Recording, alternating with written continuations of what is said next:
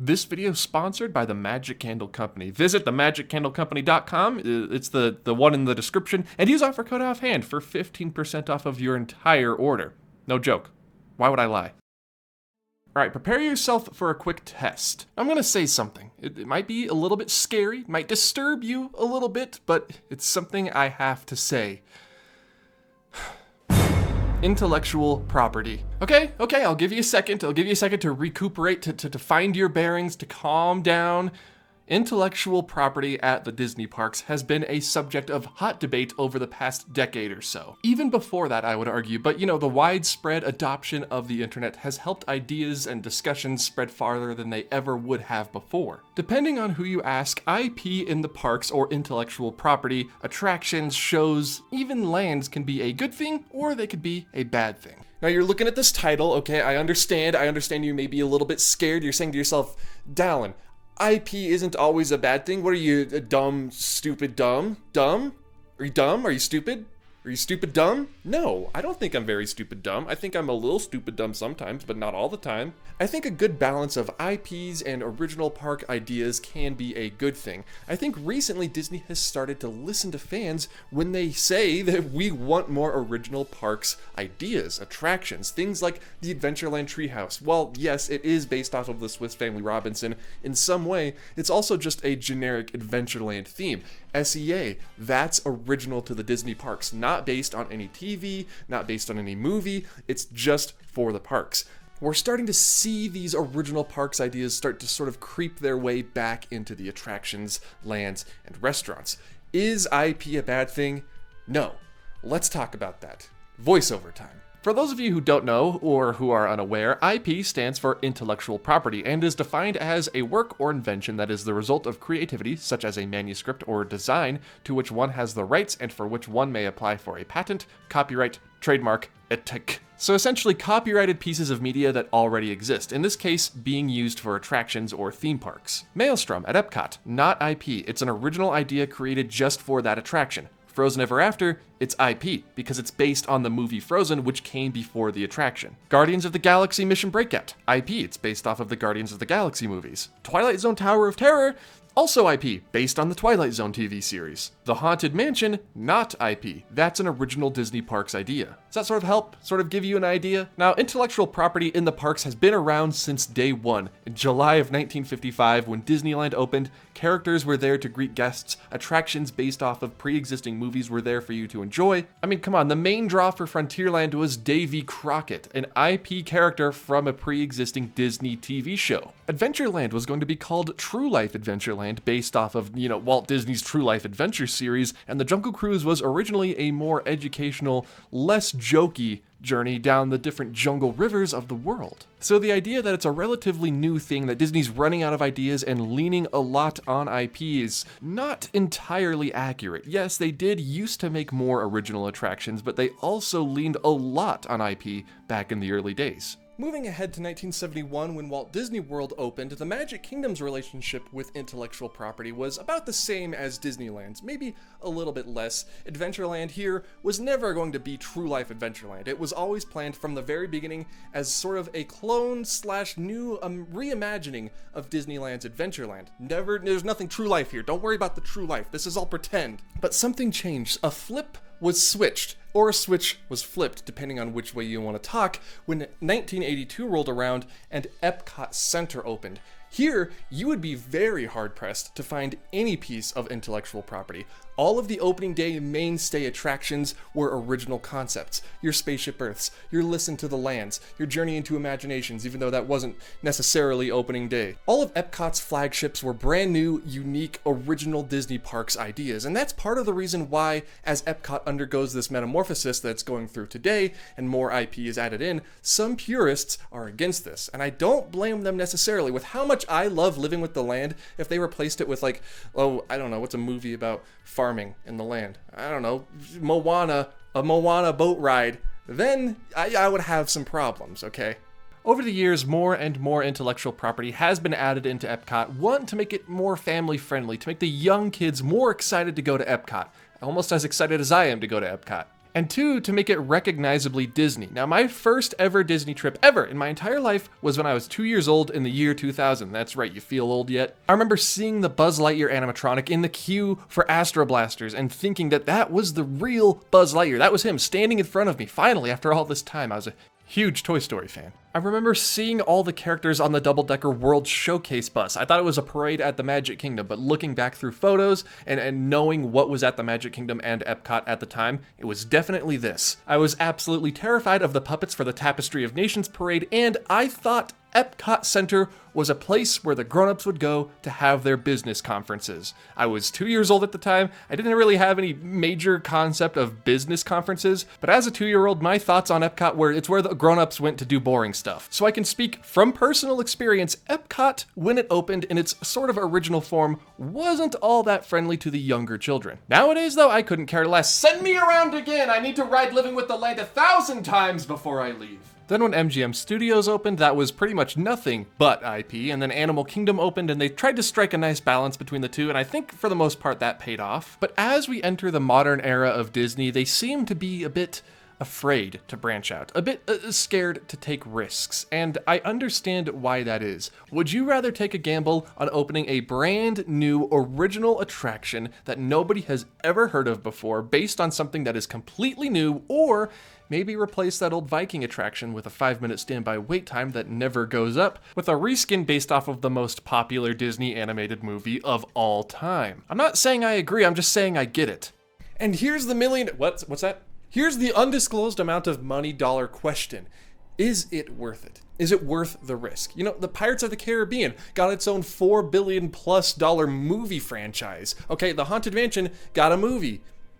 The Jungle Cruise got a movie and is tied into Sea, which expands to other parks around the globe, which is also getting its own television series. You know, sometimes it really does pay off to have an original attraction. That way you can sort of dip in and do little things, maybe a TV show here or there, maybe a movie, maybe merchandising. You can always go to that piggy bank of the original Disney Parks attraction. You can change it as you need to. Mansion's been changed, Pirates been changed. It's nice. It's nice to have. But then you get the times where it doesn't pay off, and of course the storm rolls in as soon as I start to film this. Okay, Superstar Limo was an original Disney Parks attraction, okay? And the less said about that, I think we can all agree, the better. Delta Dreamflight and If You Had Wings were classic Tomorrowland attractions at the Magic Kingdom in Orlando. And yeah, they had an original song, they were Omnimovers, everything, it's like sort of set up for success, but when people think about Tomorrowland attractions they'd like back, or that they miss, it's usually People Movers and Skyways, less, you know, If You Had Wings, okay? We know Delta. Thank you. You're an airline. The investment in these original attractions doesn't always pay off, but you know what does? Anna and Elsa. They will always give you your money back when you need it. They're royalty. They probably have just a ton of it. I mean, come on.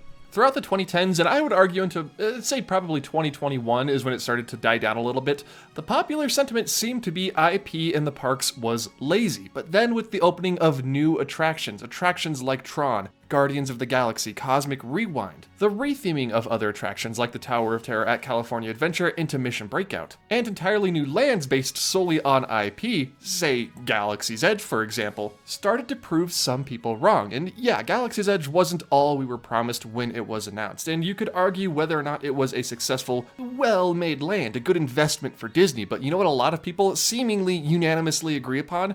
Rise of the Resistance is a masterpiece of an attraction. It's based on Star Wars, though. Heck, Runaway Railway over at Hollywood Studios in Disneyland, while not being based on a specific movie, kind of on a TV show, was a well-received ride based off of the pre-existing intellectual property of Mickey Mouse. And it's at this point in the video where I want to bust out my old chart that I made a long time ago, the cycle, the inevitable Disney cycle, where Disney announces a new attraction is replacing an old one, and then fans are mad about it, and they're worried it's not going to be as good, and then the new attraction opens, and then of course it's better than the old one, or different in a good way, and everyone agrees that, yeah, this was worth it. Entering 2022 and now being halfway through 2023, some way, somehow, it seems like public sentiment has sort of shifted in the forums and online. You can see people wanting rethemes to IPs, like maybe the Tomorrowland Speedway, to an attraction based on Wreck-It Ralph with sugary candy, race cars. You know what? No, actually, that doesn't seem like a very good fit to Tomorrowland.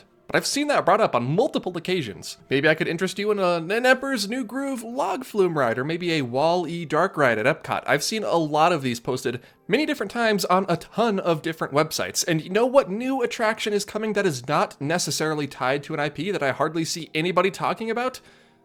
Adventureland Treehouse. People, come on. This is huge. It's sort of a half and half, like Runaway Railway, where it's, yes, inspired by the Swiss Family Robinson, but it is very much its own thing. There was not a daughter in the Swiss Family Robinson, and there is SEA ties and references to other attractions throughout Adventureland. That's why it's not called the Swiss Family Treehouse. It's called the Adventureland Treehouse. And it feels like only me and Dave over at Fresh Baked, we're the only two who care about this thing, okay? He films it every week. Sometimes scrims are up, sometimes they're down. It feels like we're the only two people looking forward to it. Now, I know that's false. It's just, what do you talk about? It's a walk-through attraction through a tree. There's not really any theory crafting you could do yet. Actually, no, that's a video. That's a video right there. How does Swiss Family Robinson tie into SEA? Let me write this down here.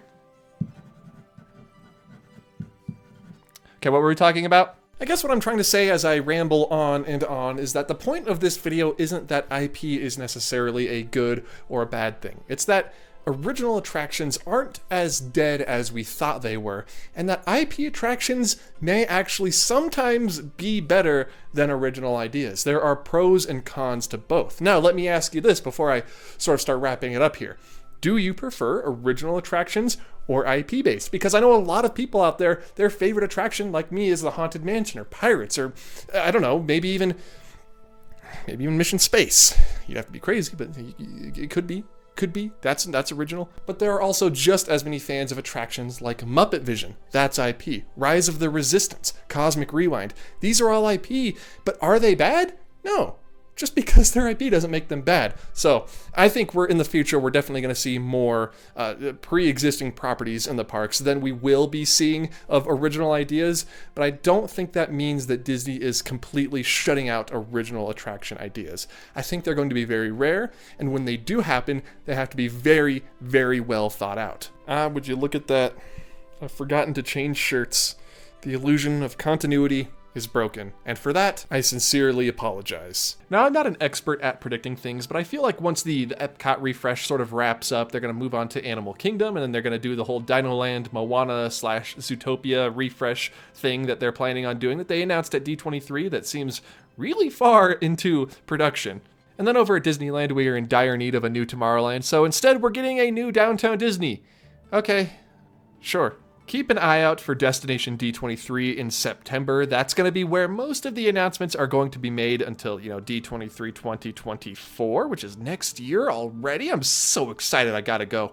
But again, I'm not expecting anything to be original unless it is a Journey into Imagination refresh, which may be possible. That is a park's original idea, and it's very, very much in demand. And with the Epcot refresh sort of winding down here at the end of the year, there's no better time to do it, Disney. No better time! So whether your favorite attraction is, I don't know, just reaching into my hat, pulling out a random attraction, the Haunted Mansion, or, maybe it's Flight of Passage so you can feel like you're flying over the skies of Pandora. Either way, you can buy a candle that smells just like it at themagiccandlecompany.com, today's sponsor. You all didn't think I'd let you go without talking about this, did you? Head over to the top link in the description, in the description is down below there, right there, and use offer code OFFHAND at checkout at themagiccandlecompany.com to get 15% off of your entire purchase. It doesn't matter if you're buying candles, if you're buying hand sprays, maybe you're even buying a room spray. I don't know, I'm not gonna judge you. Either way, they have scents that represent your favorite attractions and sometimes even hotels like Floridian, which brings to mind one Victorian-themed resort on the Magic Kingdom monorail loop, or maybe even Pirate's Life if you want to get just a whiff of that Pirate's water at home. They're friends of the channel. They're not just limited to Disney scents either. They have scents based off of Universal. They have scents based off of different foods you can find around the resort. I highly, highly recommend Confectionery. Any scent from Disneyland, Disney World, Universal that you may be looking for, they have. So again, that's offer code OFFHAND at checkout. Save yourself some money and help out the channel along the way. A very big thank you to the Magic Candle Company for sponsoring this video. It's like a 1-for-1. It's like they went there and then got the tiki smell in a jar, and then they took that jar to a factory, and then at the factory they distilled it into little oils, and then they put that oil into a little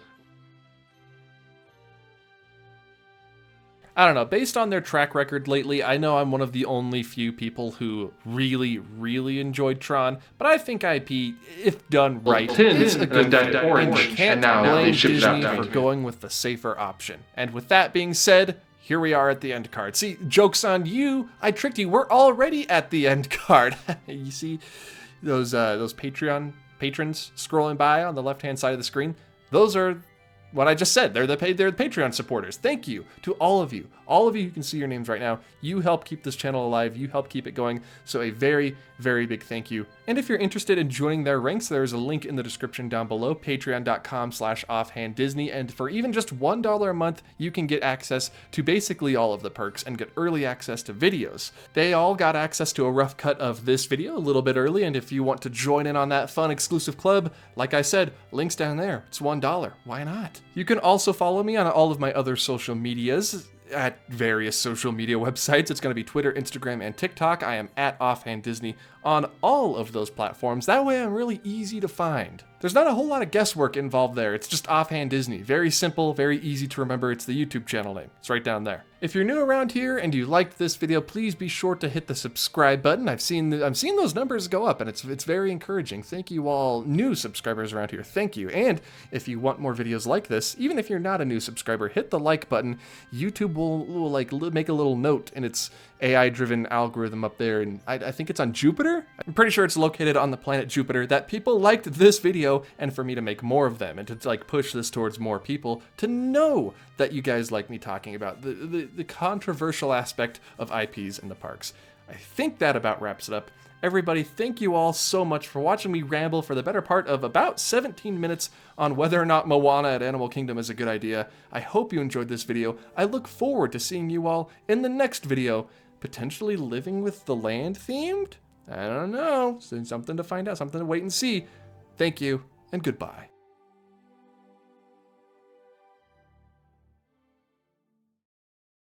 Okay, we're gonna push this one out a little bit. I got a lot of patrons this month. You're all wonderful, and I want your names to be on screen for more than 2 milliseconds. So, there we go.